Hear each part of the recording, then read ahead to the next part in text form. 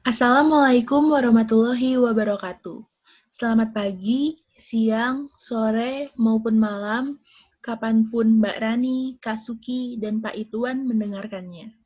Pada kesempatan kali ini, kami akan membahas mengenai permasalahan pada pesisir sub-Saharan dan Delta Niger. Yuk, kita mulai.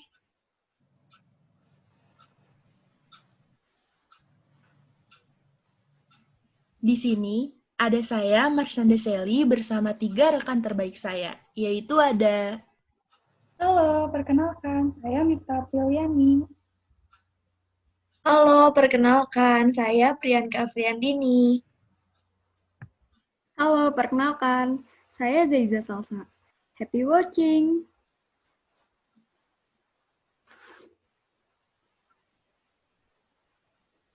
Is sub-Saharan Africa, the region south of the world's largest desert. It includes 49 countries. Yang pertama, kami akan membahas mengenai letak pesisir sub-Saharan. Sebelumnya, kita cari tahu yuk, apa itu definisi pesisir? Daerah pesisir adalah jalur tanah darat atau kering yang berdampingan dengan laut, di mana lingkungan dan tata guna lahan mempengaruhi secara langsung lingkungan ruang bagian laut dan sebaliknya. Daerah pesisir adalah jalur yang membatasi daratan dengan laut atau danau dengan lebar yang bervariasi. Lalu kita lanjut. Letak pesisir sub-Saharan ini berada di seluruh Afrika, kecuali Afrika Utara. Nah, pada kesempatan kali ini, kami akan membahas secara spesifik pesisir sub-Saharan yang ada di bagian Afrika bagian Barat. Pesisir sub-Saharan bagian Afrika Barat ini merupakan daerah yang kaya akan produksi ikan dan udang. Selain itu, pesisir sub-Saharan juga dikenal dengan kekayaan sumber daya alamnya berupa minyak bumi dan gas. Selanjutnya, ada nggak sih masalah di daerah pesisir sub-Saharan ini? Nah, ada nih permasalahan pada pesisir sub-Saharan. Kekayaan alam yang melimpah pada pesisir sub-Saharan menjadi daya tarik negara asing yaitu Jepang, Korea Selatan, Taiwan, dan Uni Soviet untuk menguasainya, sehingga terjadi eksploitasi secara besar-besaran yang mengakibatkan terganggunya ekosistem laut. Eksploitasi yang dilakukan berupa penangkapan ikan menggunakan pukat. Kok bisa sih penangkapan ikan menggunakan pukat dapat menjadi masalah? Karena saat mengambil ikan menggunakan pukat, tidak hanya ikan-ikan besar saja yang terambil, melainkan ikan yang kecil-kecil juga ikut terambil. Ini dapat menyebabkan berkurangnya populasi ikan nantinya. Selain itu, dalam penggunaan pukat juga dapat merusak terumbu karang yang terdapat di dasar laut. Sehingga penggunaan pukat dalam mengambil ikan ini sangat tidak ramah lingkungan.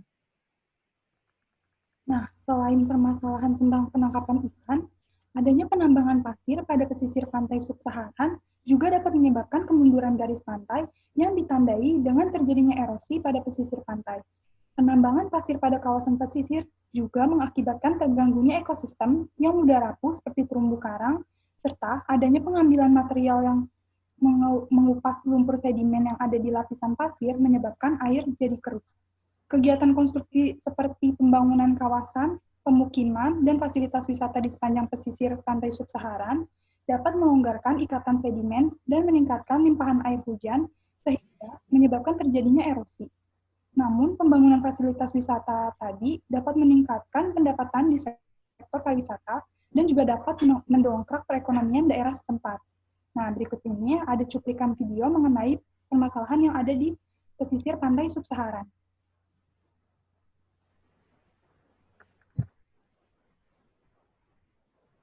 And their families have made this town their home for centuries. Dovey Woolens was born in Bagida and has raised her 6 children here, but she's finding it increasingly hard to make ends meet.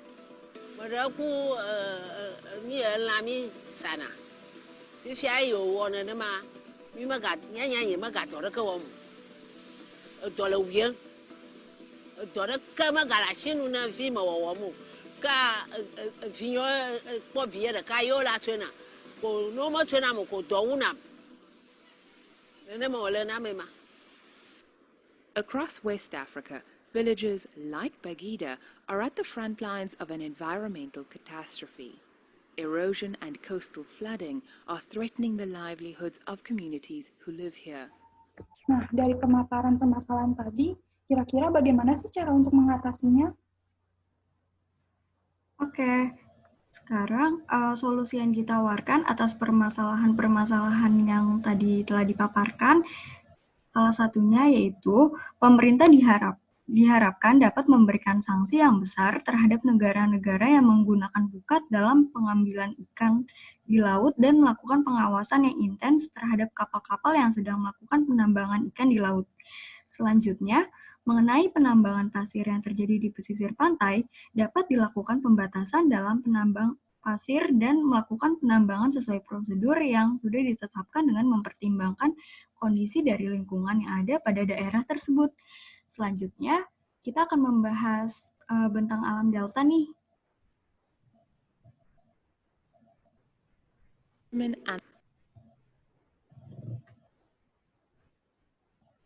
The West African country of Nigeria is bordered by Benin, Niger, Chad, Cameroon, and the Gulf of Guinea. These and more than 250 other ethnicities all vie for control over the Niger Delta region because of its abundant reserves of oil and natural gas. Benang alam delta yang kita bahas kali ini adalah delta Niger. Sebelum itu, apa sih pengertian delta itu? Menurut Elliot 1986 dalam Allen 1997, delta merupakan garis pantai yang menjorok ke laut, terbentuk oleh adanya sedimentasi sungai yang masuk ke laut, danau atau laguna, dan pasokan sedimen yang lebih besar daripada kemampuan pendistribusian kembali oleh proses yang ada oleh cekungan pengendapan. Menurut Box 1987, delta diartikan sebagai suatu endapan yang terbentuk oleh proses sedimentasi sungai yang memasuki tubuh air dan tenang. Nah, di mana sih letak delta Niger? Delta Niger ini merupakan lahan basah yang paling luas, terletak di Afrika Barat. Terletak pada Teluk Guinea di Samudra Atlantik, Nigeria. Hulu dari sungai Niger ini terletak pada dataran tinggi Guinea, dan hilir dari sungai Niger ini berada pada daerah Jeba, Nigeria. Delta Niger membentang hampir 150 mil dari utara hingga selatan, dengan luas 14.000 mil persegi atau 36.000 km persegi. Di dalam delta terpecah jaringan saluran yang disebut sungai. Bagian pinggir sungai ini hampir semuanya sudah terhalang oleh gundukan pasir. Secara bertahap, delta Niger ini diperpanjang ke arah laut dengan penambahan lumpur yang dibawa ke sungai. Selanjutnya akan dijelaskan oleh rekan saya, Zaiza Salsa. Gimana nih, Zai? Oke, selanjutnya kita akan membahas drainage basins dari delta Niger sendiri. Jadi, Sungai Niger ini merupakan sungai yang terpenting karena mengalirkan air ke lebih dari 1 juta kilometer persegi area. Delta Niger ini berada di antara Sungai Benin di sebelah barat dan juga Sungai Imo di timur. Delta Niger ini memiliki lingkungan sedimen atau pengendapan yang berbentuk kipas. Selanjutnya, kita akan membahas morfologi dari pengontrol oseanografinya nih. Jadi, di dalam gambar ini yang ditunjukkan oleh panah warna biru muda ini, dia menandakan adanya gelombang. Jadi adanya angin yang berhembus mendekati garis pantai barat daya dapat berpengaruh pada gelombang lautnya. Selanjutnya, yang ditunjukkan oleh panah warna hitam ini menandakan adanya arus. Arus laut dari Delta Niger ini terdiri dari arus Guinea yang merupakan perpanjangan dari North Equator Counter. Arus Guinea ini berjalan di atas aliran arus yang mengalir ke barat yang merupakan perpanjangan dari cabang sebelah utara yang terbagi menjadi 2 cabang setelah mengenai benua Afrika pada Pulau Sao Tome. Selanjutnya, panah yang warna pink ini dia menunjukkan adanya arah dari ngarai, lalu panah yang warna merah menunjukkan adanya arus sejajar pada pantai. Arus yang berada dekat atau sejajar dengan pantai ini memiliki peran penting bagi zona dekat pantai. Delta Niger ini mengalir dari northwest menuju southeast. Konfigurasi dari Delta Niger sendiri dapat memecah gelombang dari barat daya yang menuju ke pantai secara miring. Hal ini menghasilkan adanya persejajaran pada arus pantai. Lalu yang terakhir ada juga nih pasang surut. Gelombang besar yang dihasilkan oleh angin barat daya mendekati Delta Niger. Hal ini menyebabkan arus pasang lebih kuat, melebihi 5 meter per detik pada titik temu antara sungai dan juga laut. Persebaran dari pasang surut ini menghasilkan bentuk bibir sungai yang menyerupai bel. Lalu gimana sih perubahan dari bentuk delta sungai ini, Delta Niger ini? Ya, jadi perubahan bentang alam pada Delta Niger ini dapat kita lihat melalui citra Landsat. Dapat dilihat pada gambar, terdapat 3 citra Landsat yang menangkap dinamika banjir pada tahun 2015. Di sini ada pada bulan Mei, September, dan Desember. Nah, pada bulan Mei ini menunjukkan kekeringan yang ekstrim pada daratan terjadi saat puncak musim kemarau yang panas. Selanjutnya, pada akhir September ini terjadi banjir alami di mana Delta Selatan meluas dan menghijau terlebih dahulu, sedangkan wilayah Delta Utara mengalami penundaan banjir selama 2 hingga 3 bulan. Selanjutnya, pada bulan Desember, ketinggian air tahunan akhirnya mencapai Delta Utara, sedangkan Delta Selatan telah mengering. Di antara dataran banjir selatan dan utara, banjir merembas ke wilayah seluas sekitar 40.000 km persegi. Nah, perkiraan banjir akan menjadi semakin penting dengan bertambahnya populasi dan tekanan pada sumber daya air yang meningkat. Sistem peringatan dini ini akan membantu memprediksi kekeringan dan memantau ketahanan pangan. Selanjutnya, dapat dilihat juga bahwa perubahan iklim ini dapat menyebabkan terjadinya penyebaran air yang tidak merata pada delta Sungai Niger ini. Pada lembah Sungai Niger, iklim yang terjadi menunjukkan variabilitas yang besar, di mana rata-rata tingkat curah hujan menurun ke utara daerah delta, dan pada bagian atas dan bawah sungai curah hujannya lebih mengecil lagi, sehingga terjadinya kekeringan. Karena variasi iklim ini, banjir sungai tahunan tidak terjadi pada waktu yang sama di berbagai bagian daerah aliran sungai. Seperti di Niger bagian atas, debit air tinggi terjadi pada bulan Juni, dan musim air rendah terjadi pada bulan Desember. Lalu di Niger tengah, debit air tinggi pertama terjadi menyebabkan banjir putih, yaitu kandungan sedimen air yang ringan. Setelah itu, musim hujan terjadi di antara Juli dan Oktober. Itu menyebabkan terjadinya banjir hitam karena kandungan sedimen yang lebih besar. Setelah itu, pada bulan Desember, air banjir datang dari hulu. Nah, selanjutnya akan dijelaskan mengenai letak tanah Ogoni nih oleh rekan saya, Miftah Apriliani. Gimana nih, Miftah? Nah, sebelum kita bahas tanah Ogoni, tahu nggak sih Delta Niger merupakan wilayah hutan mangrove terbesar di Afrika dan terbesar ketiga di dunia. Di wilayah tersebut dialiri oleh sungai yang jernih dan pinggir laut yang kaya akan ikan. Tanahnya cukup subur sehingga dapat ditanami beraneka ragam tanaman. Dan di hutannya terdapat berbagai macam binatang yang menjadikan wilayah ini merupakan sumber daya paling krusial bagi penduduk setempat.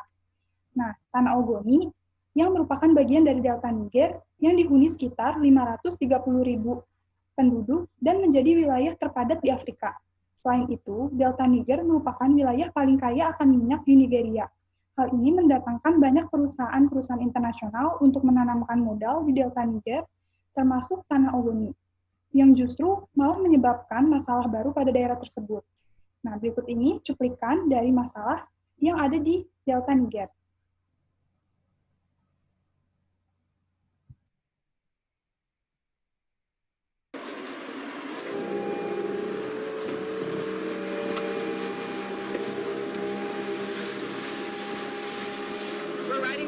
Delta right now. Nigeria's oil reserves are under us, so we're right at the center of Nigeria's oil production.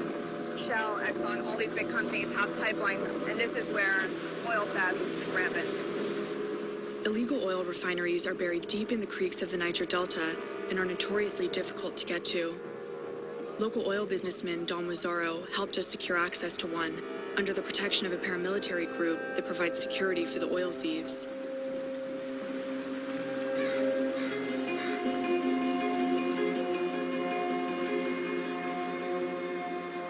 This looks post-apocalyptic out here. I mean, everything is burnt to the ground. This entire town is black.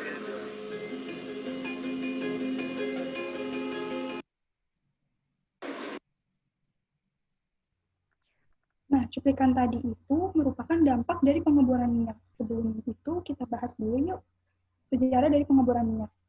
Pengeboran minyak yang pertama kali dilakukan oleh Shell Petroleum Development Company atau SPDC pada tahun 1958, tepatnya di desa dekat Kekbara, Dere, Ogoni. Perusahaan ini cukup mengeruk banyak sekali keuntungan dengan membangun lebih dari 90 ladang minyak di daerah Ogoni hingga tahun 1993. Pada tahun yang sama, pengeboran minyak diberhentikan dikarenakan adanya protes massal dari warga Ogoni secara besar-besaran.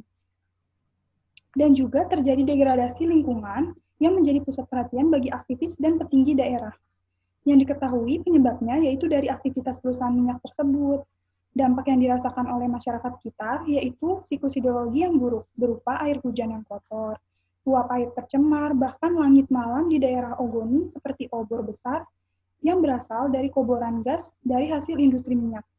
Hal tersebut diperparah oleh adanya kebocoran pipa minyak akibat pembangunan jalan dan kanal yang dilakukan untuk mendukung aktivitas industri minyak tersebut, disertai deforestation yang kasar yang mengacaukan lahan-lahan basah.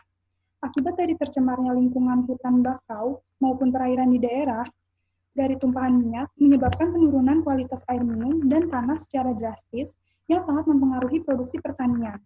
Nggak cuma di bidang pertanian, tapi terjadi juga kemunduran dalam sektor perikanan, di mana hasil tangkapannya seperti ikan, udang, dan tiram menjadi terkontaminasi dan tidak dapat dikonsumsi.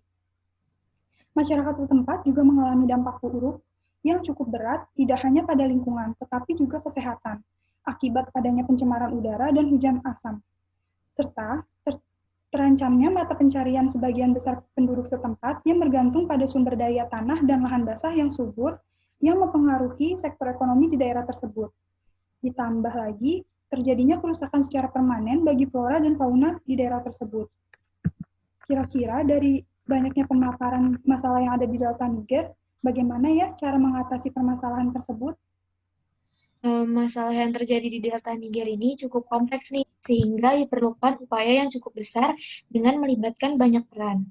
Peran pemerintah yaitu perlu membuat aturan yang tegas dengan menerapkan indikator pembuangan limbah yang mengikuti standar internasional secara efektif untuk mencegah dan mengelola polusi dari tumpahan minyak, serta tetap diperlukannya tanggung jawab penuh dari SPDC untuk tetap mengontrol dan melakukan pemeliharaan pipa walaupun sudah tidak menggali minyak lebih dari 20 tahun di daerah tersebut. Dan juga peran dari masyarakat setempat untuk melakukan upaya pembersihan rutin dan tetap mengawasi kerja dari pemerintah dan perusahaan minyak tersebut. Bahkan, pemerintah juga perlu menindak tegas dengan mencabut izin bagi perusahaan asing yang tidak memenuhi standar indikator pembuangan limbah industri. Berikut ini adalah referensi yang kami gunakan dalam menyusun isu mengenai permasalahan di pesisir sub-Saharan dan Delta Niger. Sekian dari kami, kurang lebihnya mohon maaf. Wassalamualaikum warahmatullahi wabarakatuh. Terima kasih. Terima kasih. Terima kasih.